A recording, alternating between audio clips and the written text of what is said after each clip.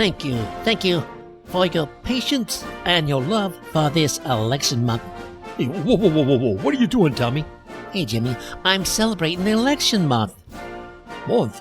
You mean day, don't you? The election just took place on Tuesday. I didn't see your name on the ballot there.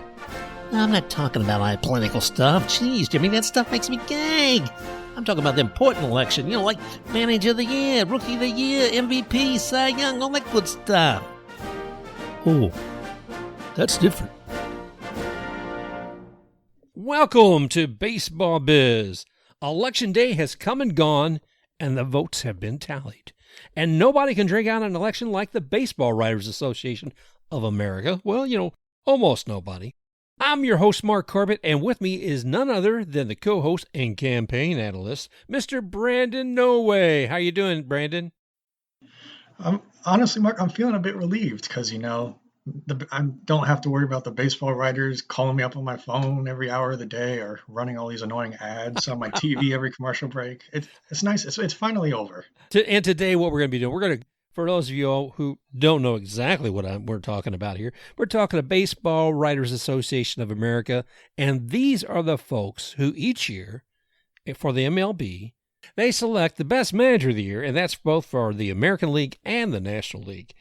And they do more than that. There's also a couple other awards they do. They do the Cy Young Award.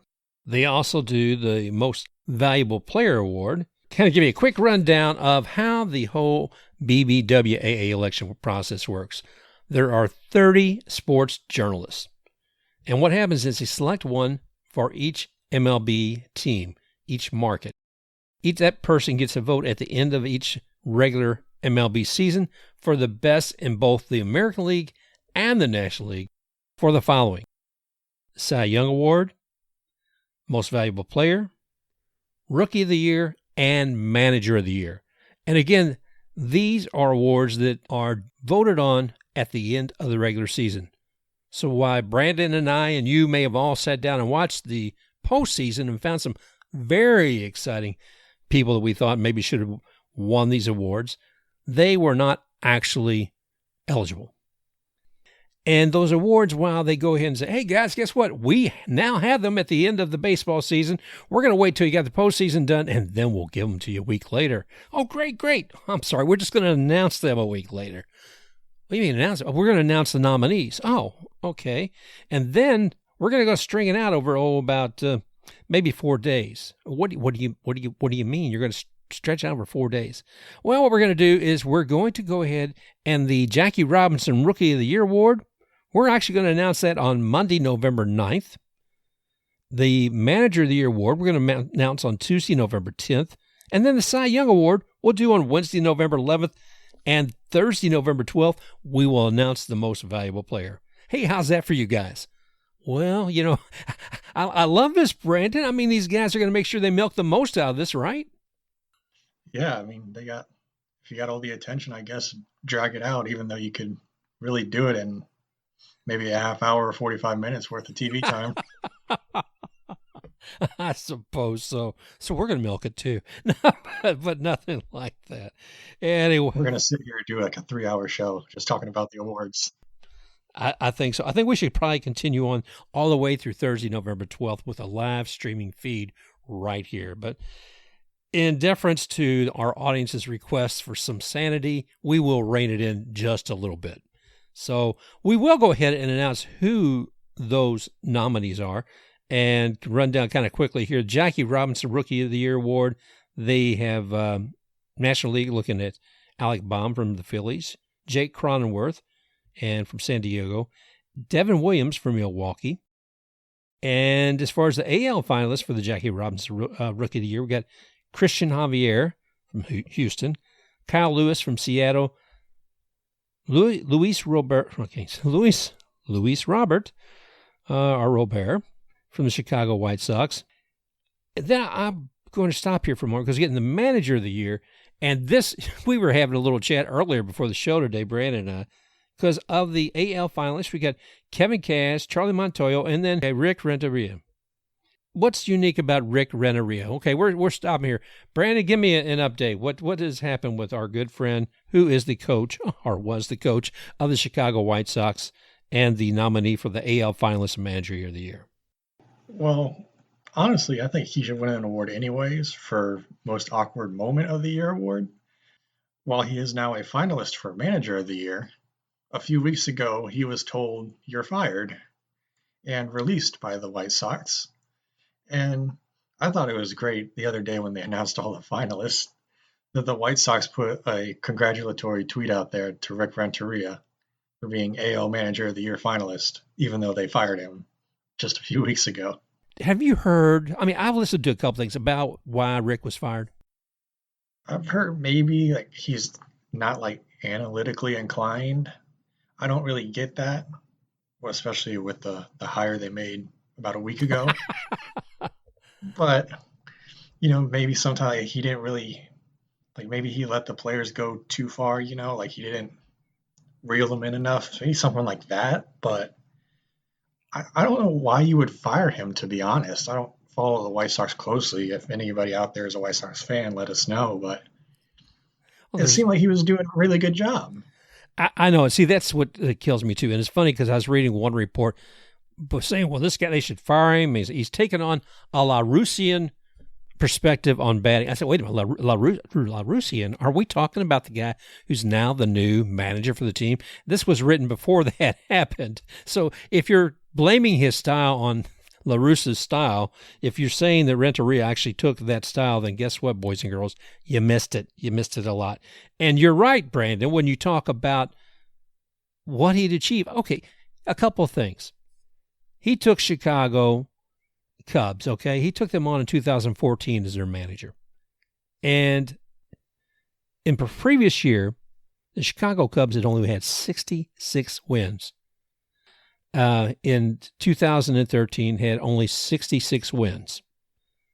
Now, Rick comes in and becomes the manager for the Chicago Cubs, and that first year and only year that he was a manager for the Chicago Cubs, he had 73 wins. So it was an increase, okay?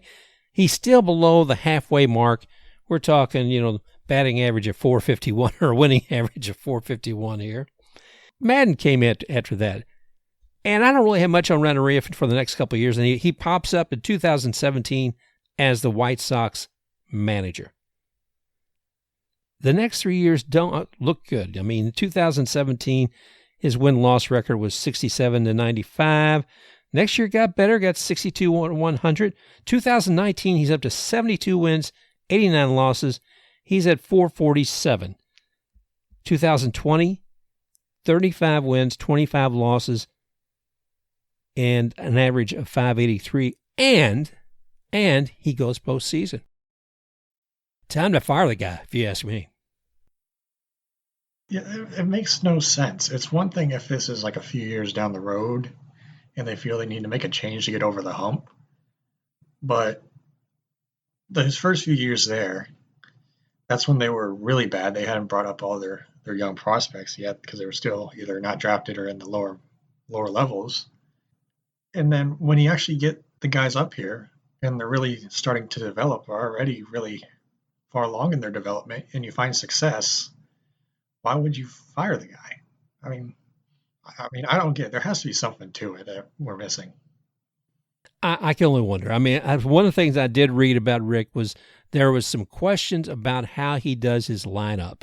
And from what I heard, it sounds kind of reminded me of some other people. They were saying also about how he did his bullpen.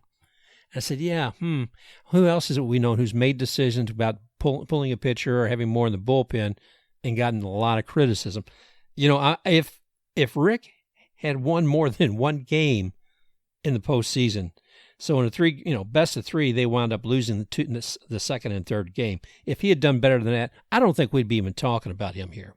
We all thought that the White Sox could be like a dark horse to do some damage in the playoffs, and then the whole AL Central went out just like that, and maybe that was just the straw that broke the camel's back, or just like a convenient excuse to let him go.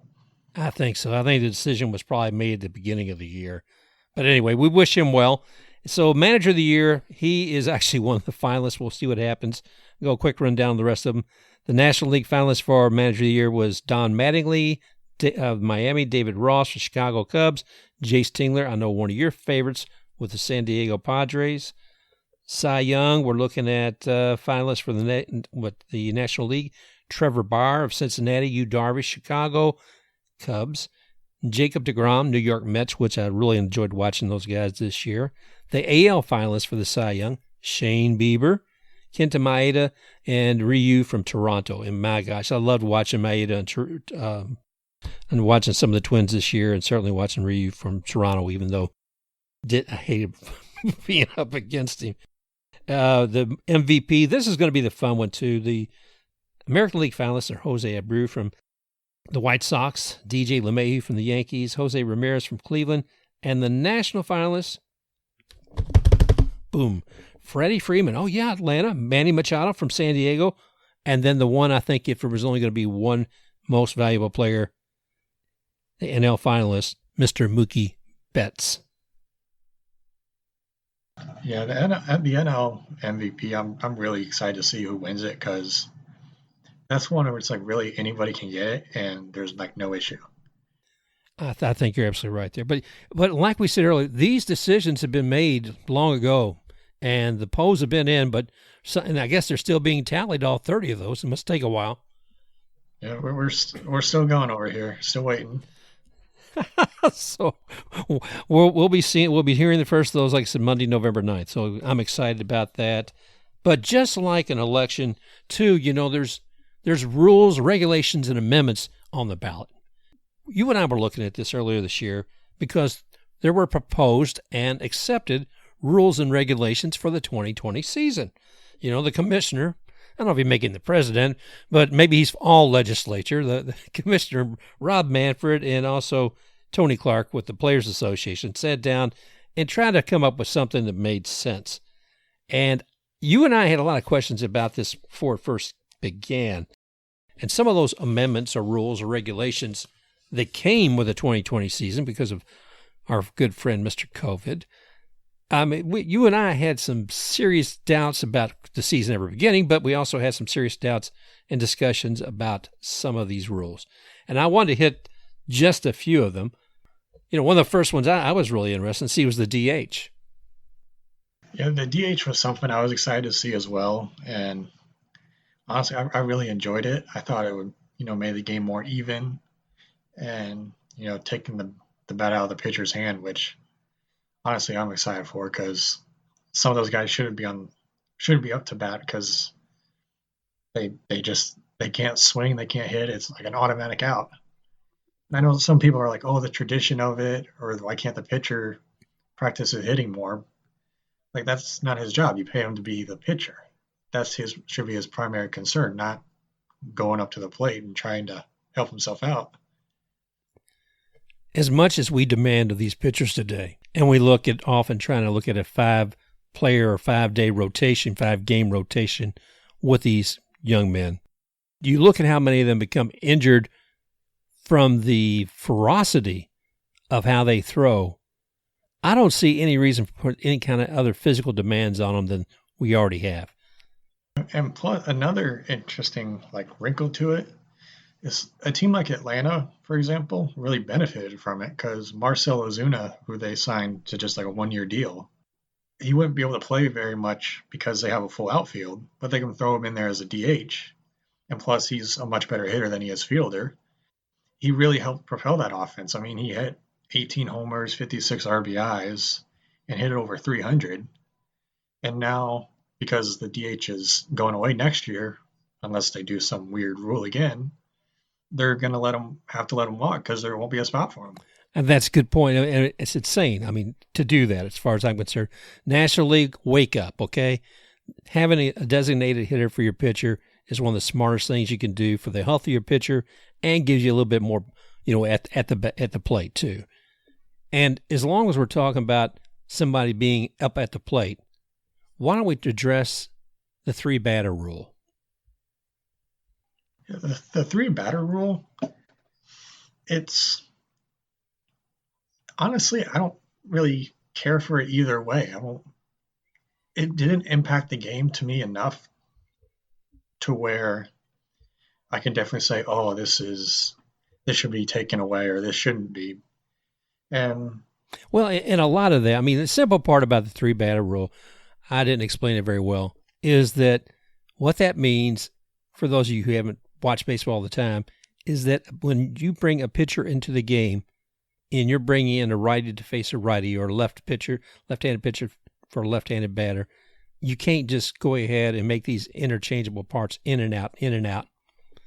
You bring a guy in, what this says is that pitcher must pitch to at least three batters, which gives I mean, we were watching during the series anyway, you would see a left-handed batter coming in and they'd put a left-handed pitcher in, and then they'd make another substitution with the batter. It's like, oh, come on, please. But it does get a little insane, and some people say it drags out the game a little bit when you're allowing that kind of flexibility. But yeah, I guess it's probably not a bad rule, but I wasn't excited about it either because teams like the Rays and some others were very, very, very dependent upon being able to bring in some specialized pitchers to face some of the best batters in the lineup. yeah, and I actually have an interesting stat on how it affected the time of the game. I can give you in a second, but I did like that it kind of took away the one and done pitchers, because that honestly did get annoying to me, where you just bring a guy in, maybe throw like one pitch, and then it's like, okay, hard earned day, I'll call it a day. That kind of got annoying to me. So that was nice to see. And like the strategy wise, I know some people were, a little worried about that, like what about the strategy, or lefty, right, lefty, or righty specialist, or whatever it's called. And honestly, think that brought in a new strategy to where you have to think a bit bigger picture to who you feel more comfortable bringing in. I don't know, a guy to take on either two lefties and a righty, or two righties and a lefty, or any combination. So I really thought it brought in a new wrinkle of strategy. And they said it was supposed to speed up games. And looking over the last 3 years of just the time of 9 inning games, in 2018, it was about 3 hours flat. 2019, 3 hours and 5 minutes. In 2020, according to this, it actually didn't speed up games because the average time was about 3 hours and 7 minutes. So it really didn't have an effect. If anything, it slowed it down. Oh, gosh. Well, see, and that's the craziness of it. To me, there's a lot of other ways to pick up the time of the game if that's what's important to you. I don't like sitting through 4.5, 5, 6 hours of a game. That much I'll tell you right now. It happens. In some ways, those are exciting. Usually, it's going to be extra innings. Sometimes it's because you're sitting in the middle of a rain delay. Actually, that's not always the time that's a contributor to the game. But I like you. I haven't seen it really make a difference. The three batter rule make a difference. Yeah, there are other ways you can do things to speed up the games. We could do like a whole show on that, I'm sure. But it's something I do want. It's something I want to talk about, not today, but I think we need to look at is these changes, how that affects player development. Because if you already had a strategy in mind about players that you're bringing up, and the rules change about how you can use them, it makes it very difficult for a team to have a strategy along with, I should say, with a little more of a long-range plan if they keep changing the rules. Yeah, and that's something I didn't think of, guys in the minors that could have like a specific specialty going up against lefties. But hey, that's part of the new wrinkle of strategy it threw in there. Well, there you go, brother. Okay, so let's talk about some more 2020 rules and regulations that came in. And one of those is the 7-inning doubleheader. Yeah, the 7-inning doubleheader, that's something I think it should just be chalked up to, it's a 2020 thing, It's what we needed to do to get through the year. And honestly, does it really make sense to have games throughout the regular season count the same, but be like its regulation is a different length than all the other games? To me, it just doesn't really make sense to have in a normal season. Yeah, I mean, if you think there's actually teams that you see perform well up through a certain amount of innings and then they fall off. Take, for instance, if you had Blake Snell, you got him up there for what? You got him up for 5 innings, 5 1/3. Are you going to go ahead and run him another 1 2/3 innings to complete a 7-inning game? I mean, hey, your bullpen certainly stays fresher, and that's actually part of the case of it, is trying to keep a fresh bullpen when you're looking at 2 games on top of one another. And one of the things that they wanted to do, or at least were trying to do, was let's not play 2 games on any single day. Because what they wanted to do is they didn't want to schedule doubleheaders because they knew what would happen. They said, well, that's going to limit our ability to reschedule, postpone games. So that I guess the only double headers that they wanted during the 2020 COVID season were ones that were going to be able to, one, protect the health of the players, and they knew they were going to run into some speed bumps, and they certainly did in the beginning with the Cardinals, and also, of course, with Miami. But because of not having scheduled doubleheaders, when they did need them, there weren't going to be doubling up on other scheduled doubleheaders. And it has its pros, like you said, it'll save bullpen arms. You don't have to throw a whole bunch of guys out there. That is a good pro that comes from playing a shorter game. Another interesting part of these rules for 2020, Brandon, was the suspended games, which I thought was interesting. I mean, in the past, if you started a game and you didn't get past the 5th inning, guess what? Basically, that game didn't happen. You go on and you have another game and you fill it out somewhere else. But because of COVID, they wanted to be able to move games along so that if you went through the 3rd inning, my understanding was that you picked up that game later on and you started in the 4th inning. Those games that start and get rained out before the 5th inning, you won't be seeing any of those this year. Any game that starts but then halted by weather will be considered suspended games, meaning they will be resumed at the point where they were stopped. The purpose of this rule is to avoid long weather delays in an era which health officials advise having players together at the ballpark for as little time as possible.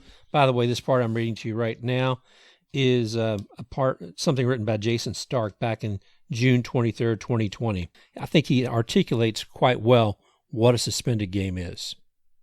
I like that it's not going to have those marathon games like I was talking about earlier, how it, has a potential, speed it up, because honestly, I've been through, not at baseball, because, we can't have a weather delayed game here. We can have a power outage, but we can't have a weather delay.